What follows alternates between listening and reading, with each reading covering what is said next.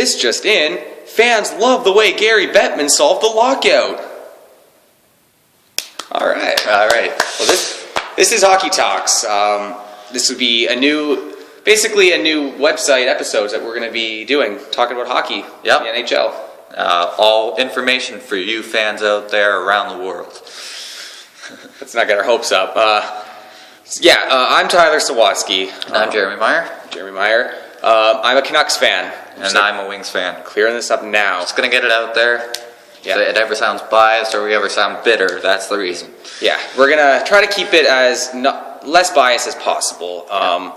We are going to try to give fair and balanced information. Didn't want to steal that line from Fox News, but that's okay. Copyrighted already. So that's who we are. What we're going to be doing is posting videos about the NHL season, this shortened season as it goes on.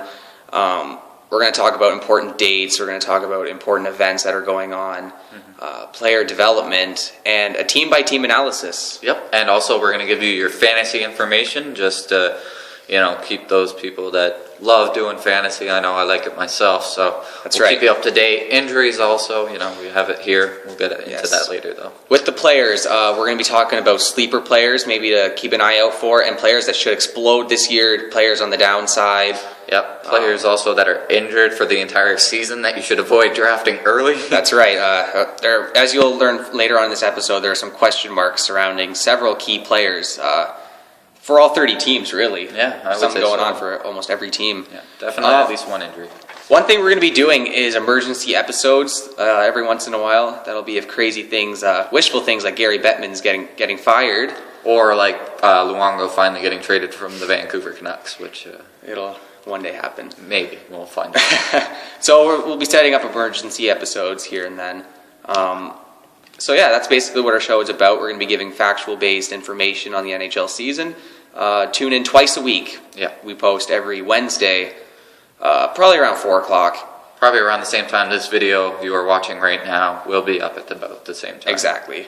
And on the weekend, most usually a Saturday. Yep, Saturday night, so it's going to be more of, into the games, and we'll actually even give a little what happened before we came on the air. So yeah. We're going to try to get the Saturday one posted before the finish of all the CBC Hockey Night in Canada games are completed. Okay. That's basically what we're going to be doing. So let's get right into it. Yeah, sounds good. First thing we're going to talk about is the shortened season. It impacts. Yes, it is. It has a huge impact on the players and on every single team. It really does. Really does. Yeah, I was saying earlier, with all these players that are injured, like you hear about David Booth, 4 to 6 weeks. You hear about some other guys that have some long-term injuries, Gaborik and Kessler. They're both still recovering.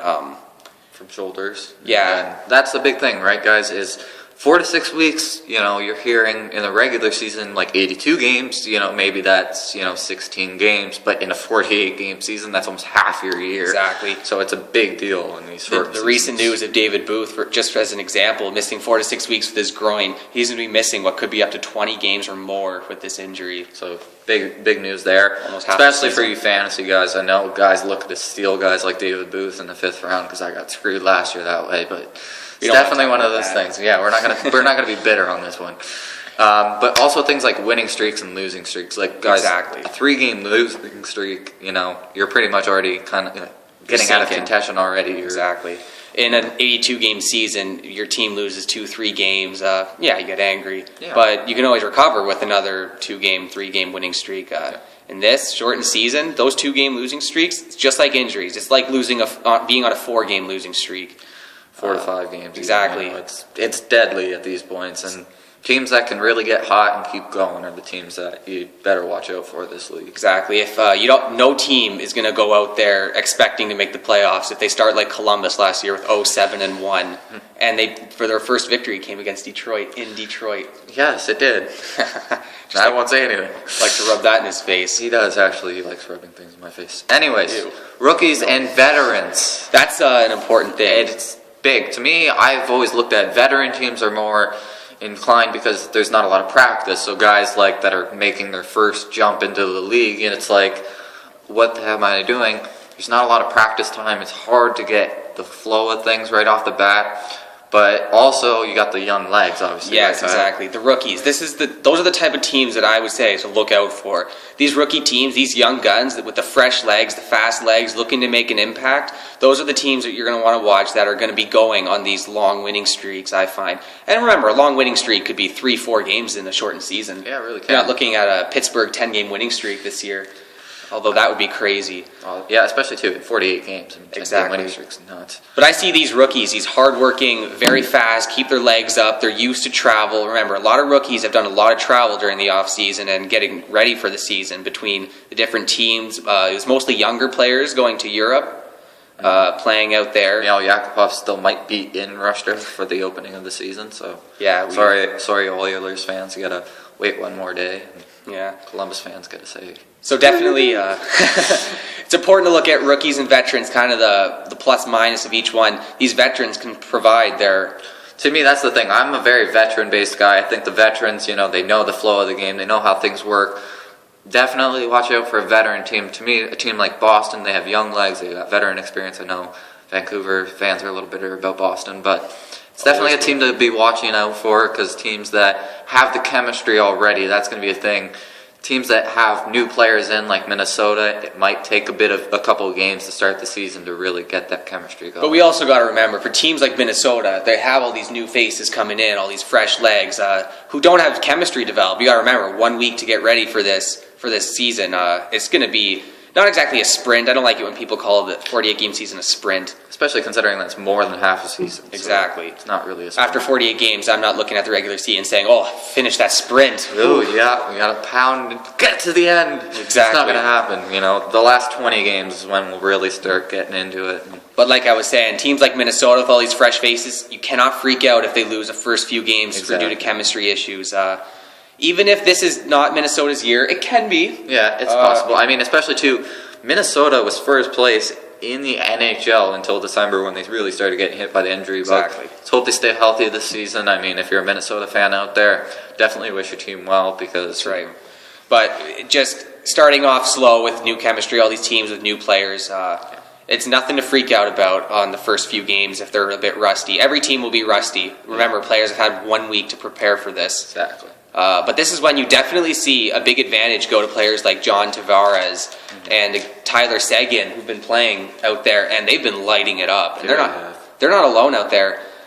Justin Schultz. Yeah. I was telling you about that. Justin Schultz has 54 points in the AHL, tied with Jordan Eberle in points, and he's a defenseman. That's right. just not fair. So. Plus, he's never played an NHL game in his life. Hasn't, so we'll see what happens, definitely. So, next segment we'll get into is the injury report. Yeah, got a lot of injuries to get to. We'll try to keep it basic, but if you're a Boston fan... Before you go with that, a lot of these players are getting injured because of this 1 week thing. Exactly. I mean, you're not in shape in 1 week, right? It's going to take time, and there's some guys that are getting out longer than you would hope. That's right. Plus, with the 3 to 4 games per week per team, it's going to be putting a lot of strain on their bodies, and it's going to make them very vulnerable to injury. Yeah, so this list will get longer as the season goes along, for sure. That's right, and that's something that I don't look forward to, but... It's going to be done with, and we're just going to have to deal with it as it goes, I think. Every fan's going to have to deal with it. Let's just start off with team by team. Start with Boston. What do they got? Nathan Horton, still probable. I don't know if he'll come back yet. We're going to go to Buffalo. Nathan Gerbe, he's out indefinitely, so you fans in fantasy, that's somebody to watch out for. Cerveka is definitely this guy that, Calgary was really excited about. Still out indefinitely. He's got a blood clot. Antoine Babchuk, a defenseman, 3 to 4 weeks, so that's kind of a bigger one with a shoulder injury. Iginla is questionable, but Hudler is probable, so he might go on opening night. You got guys in Chicago, Steve Montador, so not really an important guy, but he's still out. Columbus, Ryan Murray, your defenseman that you got number 2 overall instead of getting the number 1 overall pick. I know you might be bitter about that. He's out for the season, so that's something that all people are going to have to look out for. That's disappointing. Yeah. Dallas, Derek Roy is still questionable with his shoulder. All you Detroit fans out there will support you all along the way. Patty Eaves is out indefinitely. Kliakova is questionable with his shoulder.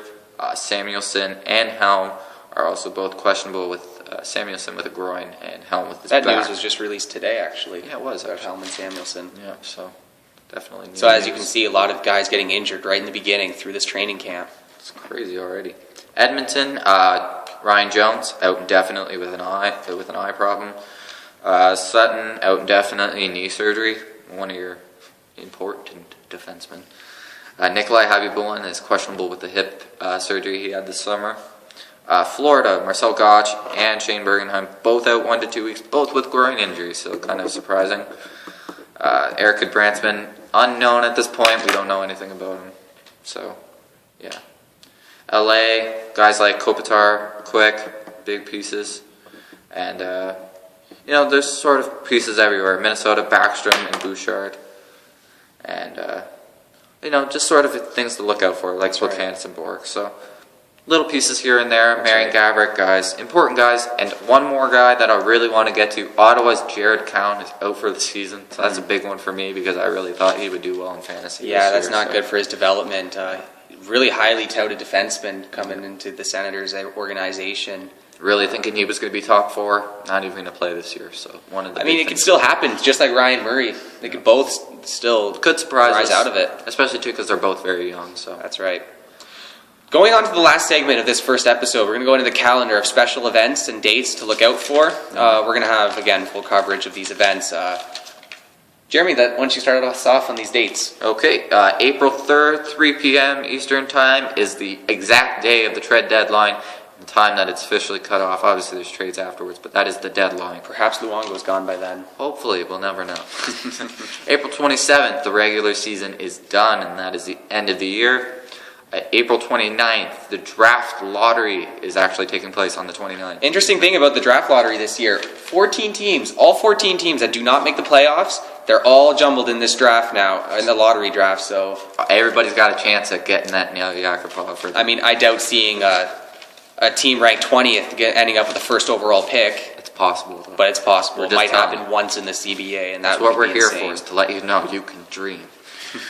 April 30th, the playoffs begin, so that's a good one. The 3rd to the 19th of May is the World Championships, which take place in Finland and Sweden this year. That's right. And then June 30th is the New Jersey draft and NHL entry draft, something to watch. And I know everybody gets excited about that. That's right. And July 5th instead of July 1st is free agency begins.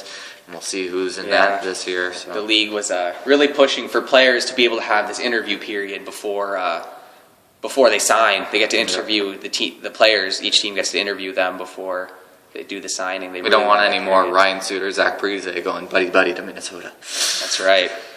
But we'll wish them luck anyway. Yeah, I think so. Anyways, that'll wrap up this first episode of Hockey Talks. Again, tune in Wednesday, Saturday. We got new episodes coming to you twice a week. Full coverage of this league. Yep, and it's going to be awesome. And we'll be goofy, we'll be fun, but it's going to be great and it's going to be informative. Stay tuned, guys. Lots of information. One more thing I want to mention. What's that? I'm an Atlanta Falcons fan.